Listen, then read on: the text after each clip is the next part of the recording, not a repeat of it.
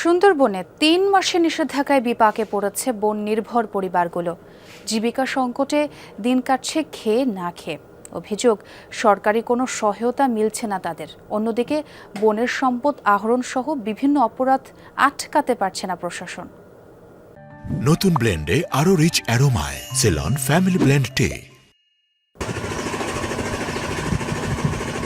বন্যপ্রাণীর প্রজনন নিশ্চিতকরণ ও বন সম্পদ বৃদ্ধির লক্ষ্যে গত জুন মাস থেকে সুন্দরবনে চলছে ৩ মাসের পর্যটন নিষেধাজ্ঞা। এতে চরম সংকটে বন নির্ভর তালিকাভুক্ত 18,500 পরিবার। পর্যটক শূন্য থাকায় কর্মহীন হাজারের বেশি মাঝি মল্লা। অলস সময় পার করছেন পর্যটন সংশ্লিষ্টরা। বনে প্রবেশ করতে পারছে না মৎস্যজীবী সহ অন্যান্য পেশায় জড়িতরা। অথচ মাছ, কাঁকড়া, মধু আহরণ করেই সংসার চলে এসব পেশায় জড়িত বনজীবীদের। তাদের অভিযোগ, নিষেধাজ্ঞাকালে নেই সরকারি খাদ্য সহায়তা। মানুষের থেকে টাকা নিয়ে আইনে এখন নৌকা সারতেছি, কি করব? নিরুপায়। ছেলে মেয়ে কি খাবে, কি করব আমরা তো বলতে পারি না। সরকারের চোখ ফাঁকি দিয়ে যাচ্ছে যে পেটের দায়, নিরুপায় হয়ে যাচ্ছে।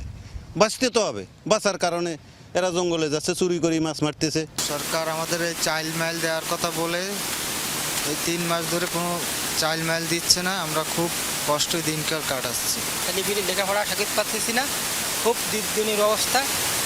3 দিন পর 2-1 দিন পরে খাওয়া দাওয়া। বনে প্রবেশে নিষেধাজ্ঞা জারি থাকলেও থেমে নেই অপরাধ। হরিণ ধরা, ফাঁদ পাতা কিংবা বিষ প্রয়োগে চিংড়ি, কাঁকড়া আহরণ সবই চলছে অবাধে। এই গরিব মানুষদেরকে আসলে খাদ্য সহায়তা না দিলে এরা বনে ঢুকবে, এবং এদের অনেকেই ঢুকছে, যাদেরকে আমরা হয়তো আটক করছি, কোর্টে চালান দিচ্ছি। ফিশারিজ ডিপার্টমেন্টকে আমরা তালিকা পাঠিয়েছি এবং তারা যাচাই বাছাইয়ের মধ্যে এখনো আছে। কিন্তু আমার প্রশ্ন যে এতদিন আসলে লাগার কথা না। গরিব জেলেরা যে সাহস করে তাদের উদ্যোগে করছে তা নয়, তাদেরকে দিয়ে করানো হচ্ছে। তাদের ব্যাকে অনেক বড় কোনো চক্র এটি কাজ করছে। 2023 সালে মৎস্য অধিদপ্তরের 18,500 পরিবারের তালিকা যাচাইয়ের জন্য পাঠিয়েছিল বন বিভাগ। তবে 2 বছরেও কোনো সহায়তা পাওয়া যায়নি। জেলেদেরকে আমরা দিই, খাদ্য সহায়তা করি। আবার বন বিভাগে যারা খাদ্য সহায়তার জন্য আমাদের তালিকা দিচ্ছে, এটা যাতে দ্বৈততা পরিহার করা যায় সেজন্য আমরা করছি আর কি, কাজ করে যাচ্ছি। তো আমাদের মৎস্য অধিদপ্তরের লোকবল অনেক কম, নিজস্ব কাজের সাথে এটা যাচাই বাছাই করতে আসলে একটু সময় লাগছে। সেপ্টেম্বরের শুরুতে খুলে দেয়া হবে সুন্দরবন। তার আগে পর্যন্ত সংসার চালানোই দুশ্চিন্তা বন নির্ভর মানুষগুলোর। সাবরিনা লিজা, যমুনা নিউজ।